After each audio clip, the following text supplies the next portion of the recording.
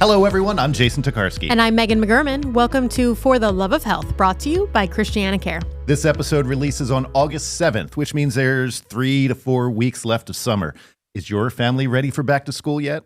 The transition to a new school year can be challenging for all families, whether you're getting that backpack for preschool or packing up for college. Here to help us get prepared for a new year is Dr. Chelsea Hastry from Christiana Care Primary Care. Chelsea, thank you so much for your time today. Yeah, thank you guys for having me. It's a pleasure to be here. I'm excited. We are 3 to 4 weeks out from the first day of school, depending on what district your child attends. Right. A lot of people are thinking that's so much time, but is it that much time when you're talking about getting your feet back into the routine? So as a parent, I don't think that's a lot of time. I don't know about you, but when I was younger, I really thought like the summer lasted forever. As a parent, I feel like it flies by. How are we entering August already? And, thinking about school transitions, it's not a lot of time because kids need like that gradual change. They need slighter adjustments. You can't, 0 to 100, start the next day of school and be hours off from your timeline and schedule and routine changes. So I do think that it's a good time to start thinking about those things. So every child is different, obviously. I have very young kids. Jason has high school and college-aged kids. So the transitions will be different for every family. But what are you hearing in your practice as kind of those universal concerns about getting everybody back to the routine? Yeah, absolutely. I think every parent is always worried about the transition and, how their kid's going to handle it. Every age comes with different stressors. I always say, sometimes little kids, little problems, big kids, little bigger problems. And so I think it's important to highlight that and have parents have an open conversation. Parents are worried about how is their kid going to adjust to kindergarten and middle school? How are they going to switch classes? Now they have a locker. They're supposed to be carrying all these things. I think there's different things that you start to worry about differently as your kid ages, and it's stressful at any age. So I will say it's a different time, right? When you and I were in middle school and high school, we had 20 textbooks and you had to change classes and you had to put them in, but a lot of things are on tablets now. It is a different world. So I think that's also hard for parents because your experience when you were in those stages is a little bit different. I think it's helpful for parents to give their anecdotes and give their stories, especially to ease these transitions. I remember on my first day of middle school, I was nervous about X, Y, or Z. All my friends went to a different school and I had to figure out lunch and things like that. Kids help. It helps them to, talk about that. And, my mom went through this. My dad went through this. My parent, had the same stressors, but it's also different. And we have to acknowledge that it's not going to be exactly how you or I went through those schools because it's different now. And it's not even just necessarily those massive transitions between like grade to middle or middle to high school. There's also students who are changing schools completely in the middle of that, completely throwing off their social circles and everything. Are there any tricks or knowledge that they can take going into that on their first day? So I think it's just helpful to, acknowledge it, talk about it ahead of time, and as a parent, open the communication because I think we can talk about how it's stressful to go back to school the first week, but really the whole year is going to be stressful. They're going to encounter different things. And so if you can start talking about it now in the summer, it's going to be a new school, you're going to have new friends, like you can set those goals. Maybe, what are you interested in? Do you want to try volleyball? That's a great way to make friends. Are you interested in musical theater? Do you think you might want to try out for the show? Like, how can we get you ready for those things? How can we work through those goals and figure out timelines and what we have to do, logistics. A lot of times sports require lots of like state mandated forms. And if you're a parent that's new to Delaware or new to this, type of sport in school, you might not even know that. And a lot of times I'll hear, the next year that, I didn't get to do soccer because I didn't have my sports forms. And that always crushes me as a pediatrician because I would have helped them figure out how to do that form. So I always bring it up at every physical. Like if you think that you're potentially going to want to do sports, like let's have that form on file. It is required for the state to be able to participate. So I always make sure to bring it up. But those are things that you can kind of do if you're switching schools. How can you help your kid adjust? I think it's good to find their interests and kind of guide them to find friends with similar interests.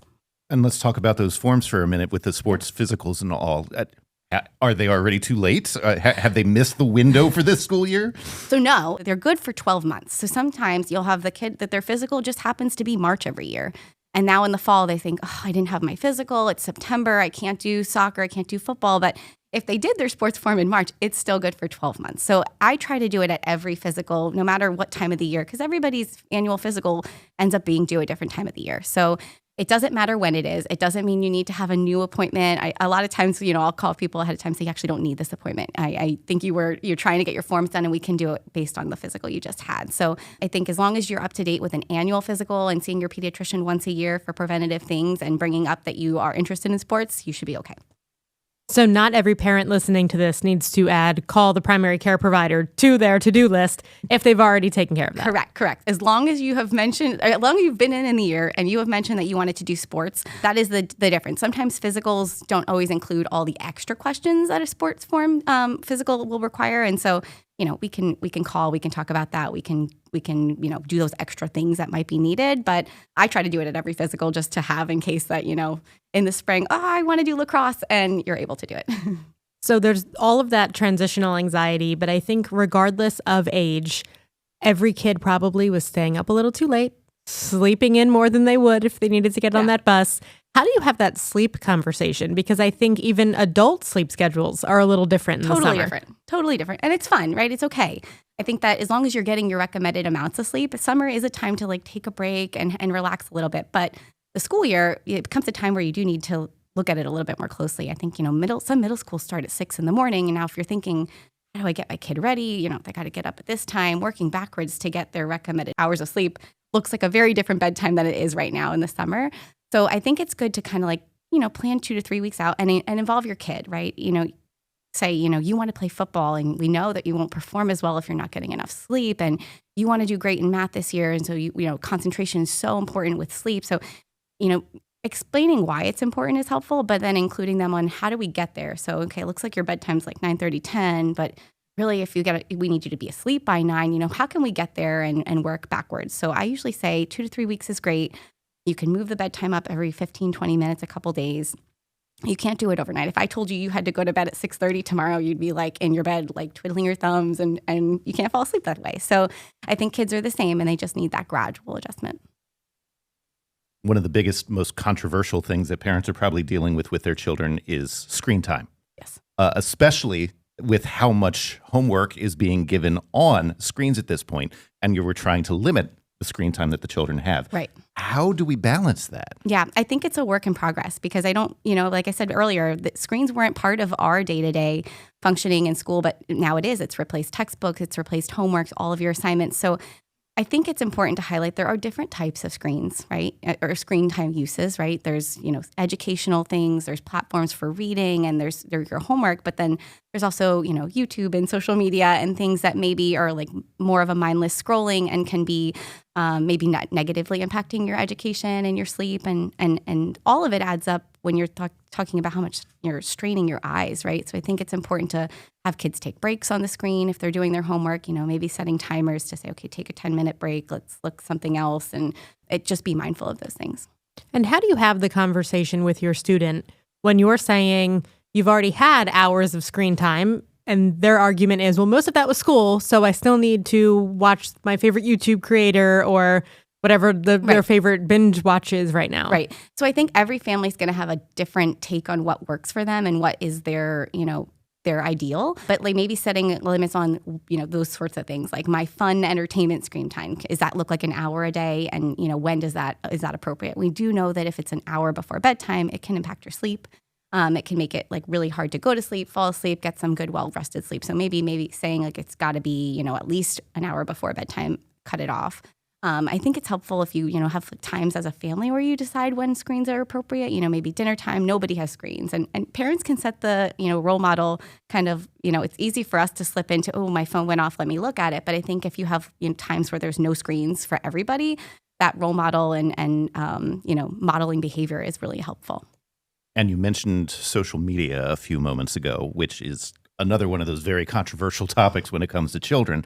And it changes so quickly because my kids, I think they may have had Facebook and Twitter and Pinterest maybe when they were young, and they've got everything for your kids this point, Megan. Mm-hmm. So what kind of guidelines and recommendations do you have for children with social media? Yeah, it's hard. I really think it's hard. It's not a clear cut, and I think every family is going to have to adapt and think about what works for them. I will say, most of these platforms don't start till age 13 when you do try to make a profile, and I think even at that age, it's a vulnerable population, it's a vulnerable age, and if you think that it is an okay fit for your family to start, looking at it in those early teen years, there are ways to make it safer, right? You can have shared profiles, shared logins, you can set screen limit times. I think it's helpful to scroll with your kids and see what they're looking at, Sometimes we know that long term it can cause mood changes, anxiety. They might feel like cyberbullying, feel like, this whole social media versus reality, like why is my life not so much like all these things that I'm seeing online?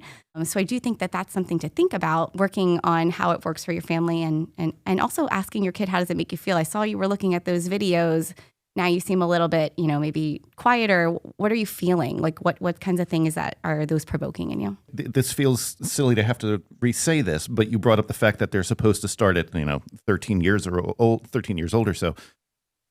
You recommend sticking with that guideline. I do. I think there is something to say about a developing brain, right? And so it's hard when they don't understand digital permanence. They don't understand like exactly what they're seeing. There could be some inappropriate content. It's just, there's a lot of things that, kids could fall into pitfalls with. And I think below 13, it's really, really a vulnerable age that I would be very worried about. Again, everybody is going to have a different take on it with what they think is okay for their family. But I think making sure you have those conversations and explain to kids, even teenagers, why you're concerned.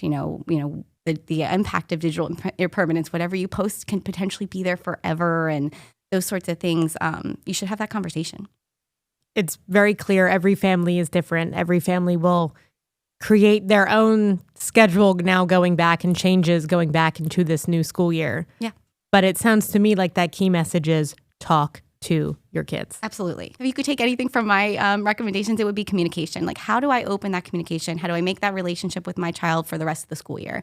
Like I said, it's not just week one that's going to feel hard. The whole year is going to have challenges and new things that come up. And, you might bring up bullying or things that they might encounter. If somebody did this or if anybody left you out, or you might feel, always you can come to me and you can talk to me and, you won't be in trouble. I think that's important.